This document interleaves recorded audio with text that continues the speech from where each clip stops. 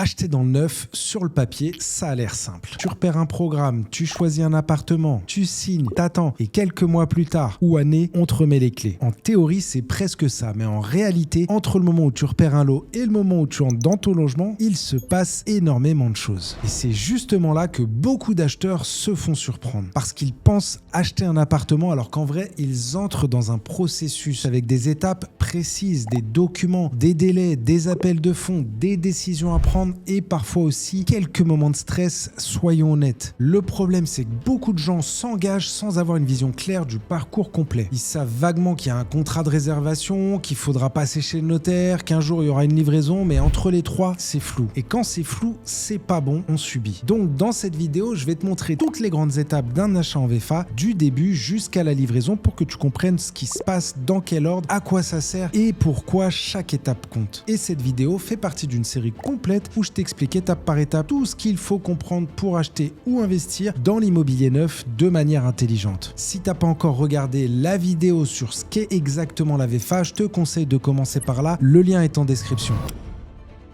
Quand tu achètes dans l'ancien, le schéma est globalement direct. Tu visites un bien existant, tu fais une offre, tu signes un compromis, tu montes un financement, tu signes chez le notaire et tu récupères les clés dans un délai souvent court. En VFA, on est sur une autre temporalité. Tu achètes un bien qui n'est pas encore terminé, parfois même pas encore commencé. Donc forcément, le parcours est plus long, plus séquencé, plus progressif. Et il repose sur un enchaînement logique d'étapes que tu dois connaître. Parce que chaque étape a son rôle, chaque étape a ses enjeux, et chaque étape peut avoir des conséquences importantes si elle est mal gérée.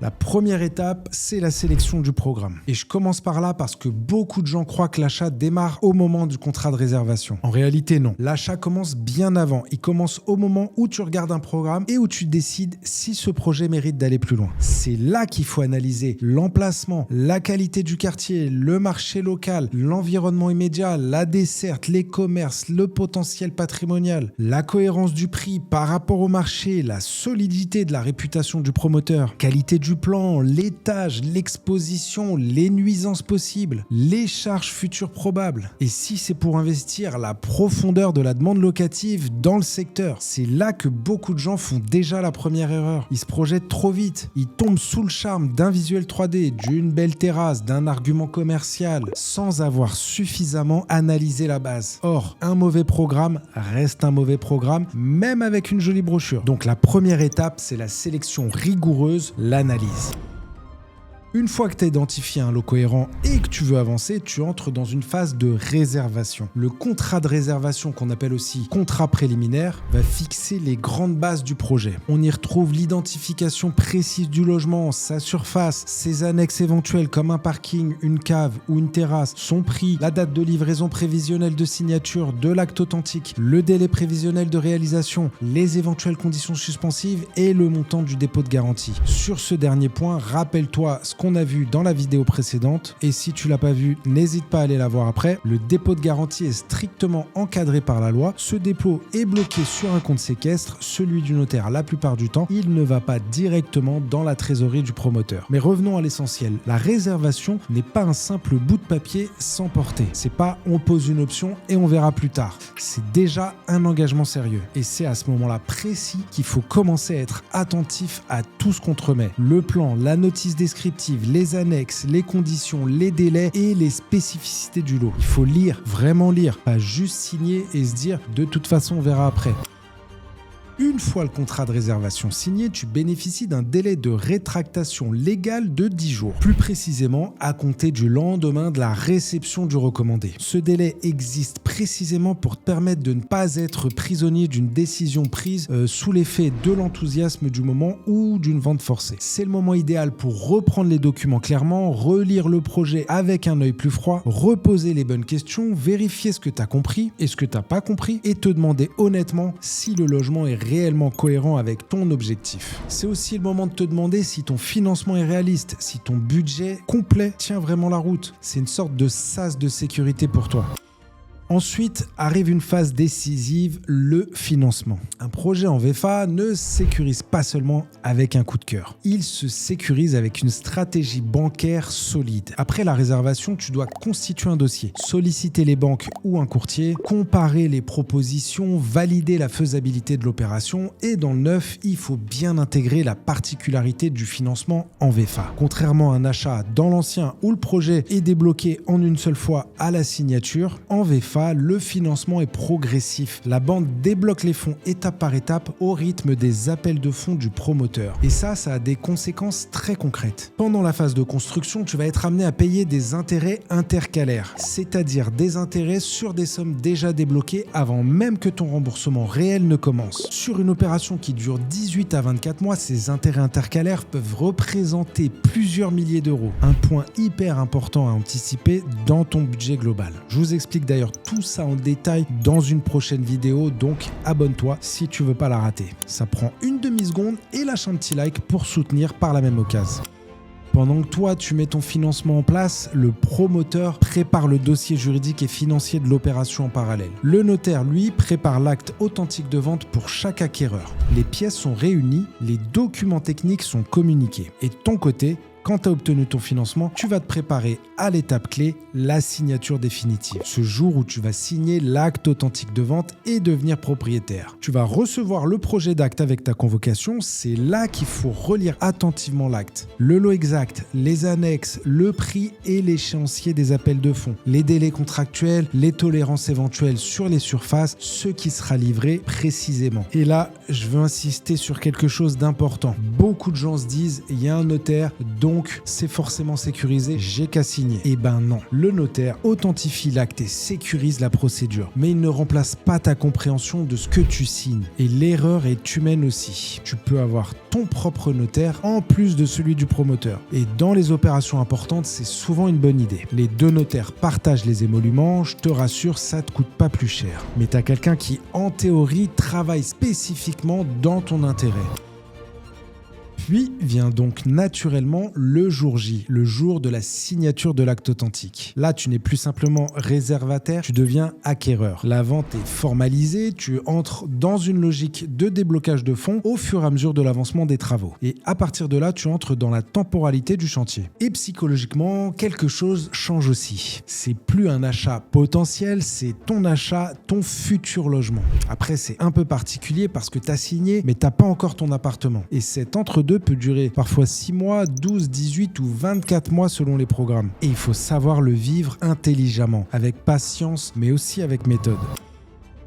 Ensuite, le programme avance au rythme du chantier. Et à mesure que les travaux franchissent certaines étapes clés, tu reçois des appels de fonds. Voilà comment ça se structure légalement. À l'achèvement des fondations, le promoteur peut appeler jusqu'à 35% du prix total. À la mise hors d'eau, c'est-à-dire quand la toiture est posée, jusqu'à 70%. À l'achèvement des travaux, jusqu'à 95%. Et les 5% restants sont versés à la livraison. Ça, c'est en théorie, parce qu'en réalité, tu as bien souvent d'autres appels de fonds intermédiaires comme l'achèvement du plancher bas du rez-de-chaussée, du dernier étage, l'achèvement des cloisons, etc. Donc si tu finances avec un prêt, la banque débloque les fonds en parallèle. Et les intérêts intercalaires courent sur les sommes déjà mobilisées. Cette phase est importante pour deux raisons. D'abord parce qu'il y a un impact concret sur ton budget mensuel pendant la construction. Un impact qu'il faut avoir anticipé bien avant. Ensuite parce qu'elle t'oblige à rester dans le projet. Tu n'es pas censé disparaître entre la signature et la remise des clés. Tu dois comprendre ce qui se passe, conserver les documents, suivre les échéances, rester attentif aux communications du promoteur. Selon le stade auquel tu as acheté, il peut exister pendant le chantier différentes séquences d'échanges avec le promoteur, comme le choix des finitions, les carrelages, les parquets, la faïence murale, selon les options disponibles. Il y a aussi un délai pour les travaux modificatifs acquéreurs, les fameux TMA, des ajustements ou des modifications du logement, à condition que ce soit possible techniquement, contractuellement et dans le calendrier du chantier. Mais beaucoup d'acheteurs s'imaginent qu'ils vont pouvoir tout personnaliser, tout modifier, tout repenser à leur guise. Ça, c'est pas la réalité. Le chantier suit une logique logique industrielle, planifiée, avec des contraintes plus concrètes. Plus tu attends pour formaliser une demande, plus la marge de manœuvre se réduit. Certaines modifications sont impossibles passé un certain stade. D'autres peuvent engendrer des surcoûts. Et tout doit être demandé et confirmé par écrit. Donc oui, certaines adaptations sont possibles dans certains cas. Mais non, tu n'es pas en train de faire construire une maison sur mesure où tu peux bouger jusqu'au dernier moment. Et même là, c'est pas le cas non plus. À l'approche de la fin du chantier, la plupart des programmes prévoient des visites préalables, notamment une visite dite cloison, pour voir la distribution intérieure avant les finitions. C'est la première fois que tu vas enfin pouvoir te confronter au réel et te projeter. Apprécier les volumes, la lumière, la circulation intérieure, la vue réelle depuis les fenêtres, les finitions en cours, les éventuels écarts avec ce qui était prévu. C'est un moment clé pour anticiper, vérifier, identifier certains points avant la livraison définitive et prendre les dimensions pour ta future cuisine sur mesure par exemple. Mais attention, il ne faut pas vivre ça comme une simple visite plaisir où tu prends des photos pour les partager sur Insta ou avec ta famille. Il faut y aller avec un œil attentif, observer, comparer avec le plan initial et la notice, noter les points qui t'interrogent, poser les bonnes questions. J'ai fait plusieurs vidéos d'ailleurs là-dessus où je t'emmène avec moi sur des livraisons d'appartements et où tu peux avoir une checklist complète de tous les points à vérifier. Je te laisse aller jeter un œil parce que plus tu arrives préparé à ces visites, plus tu seras en capacité d'absorber la livraison finale avec méthode. Puis vient la livraison. C'est l'un des moments les plus importants de tout le parcours et l'un des plus souvent mal gérés. La livraison, c'est pas juste le moment émouvant où on te remet les clés et où on s'embrasse. C'est surtout le moment où tu dois vérifier sérieusement la conformité du logement livré. Concrètement, tu parcours le bien, tu observes les finitions, tu testes les équipements, les volets, la robinetterie, l'électricité, la ventilation, les portes, les fenêtres, etc. Tu vérifies tous les éléments visibles. Tu compares ce qui t'est remis avec ce qui était prévu dans le contrat et la notice descriptive et tu émets des réserves pour tous les points qui doivent être corrigés. Ces réserves, tu les notes sur un procès-verbal de livraison. C'est le document officiel signé le jour même et il est absolument fondamental. Vous pouvez même vous faire accompagner par un expert pour cette étape. Si tu signes sans réserve, tu valides que le logement est conforme. Si certains défauts apparaissent après, il sera un peu plus chiant de les faire prendre en charge. Mais rassure-toi, il y a des garanties pour ça, je t'en parle juste après. Et s'il y a trop de galères à la livraison, les 5% restants du prix, tu peux les consigner, c'est-à-dire les bloquer. C'est une protection légale qui donne du levier pour obtenir les corrections nécessaires. Une livraison réussie, c'est pas juste une livraison où tu souris sur la photo avec les clés. C'est une livraison où tu as pris le temps de contrôler sérieusement ce qu'on te remet. Beaucoup de gens pensent que tout se termine le jour de la livraison. En réalité, non. Après la livraison, les réserves que tu as émises doivent être levées. Les entreprises concernées interviennent pour corriger les points signalés et tu valides la levée des réserves une fois que les corrections sont effectuées. Au-delà de ça, t'entres dans la période de garantie légale. Ce que je te disais juste avant. La garantie de parfait achèvement déjà qui couvre pendant 1 an tous les désordres que tu signales après la livraison. La garantie biennale qui couvre pendant 2 ans les équipements dissociables du logement, c'est-à-dire les volets, la robinetterie, les radiateurs, etc. Et la garantie décennale qui couvre pendant 10 ans les désordres qui compromettent la solidité du bâtiment ou rendent impropre à sa destination. Ces garanties sont réelles, mais elles ne s'activent pas toutes seules. Il faut savoir les mobiliser, savoir à qui s'adresser et surtout formaliser les signalements par écrit. Et ça, c'est une autre histoire. Si on prend du recul, un achat en VFA suit une logique très claire. Tu analyses un programme et tu choisis un lot, tu réserves, tu utilises le délai de réflexion de 10 jours pour confirmer intelligemment ton choix, tu sécurises ton financement en intégrant les spécificités du neuf, tu prépares et tu comprends l'acte authentique, tu signes chez le notaire, tu entres dans la phase chantier avec les appels de fonds progressifs, tu profites des visites préalables pour anticiper, tu as le droit quand même de te faire des photos pour Insta et pour envoyer à ta famille, et tu gères la livraison avec méthode et rigueur. Et tu assures le suivi post-livraison entre les réserves et les garanties. Donc maintenant, normalement, tu vois beaucoup plus clairement comment se déroule un achat en VFA, du premier engagement jusqu'à la remise des clés. Tu sais ce que tu fais. C'est exactement ça le but de cette série, de transformer en acheteur passif en acheteur lucide. N'hésite pas à poser tes questions en commentaire et abonne-toi pour ne pas manquer la suite. Et si tu veux aller beaucoup plus loin avec une méthode claire pour analyser un programme, comprendre les documents, éviter les erreurs et sécuriser ton projet de A à Z, je te laisse découvrir ma méthode VFA Master que tu retrouveras dans la description. Et on se retrouve dans la prochaine vidéo. Ciao.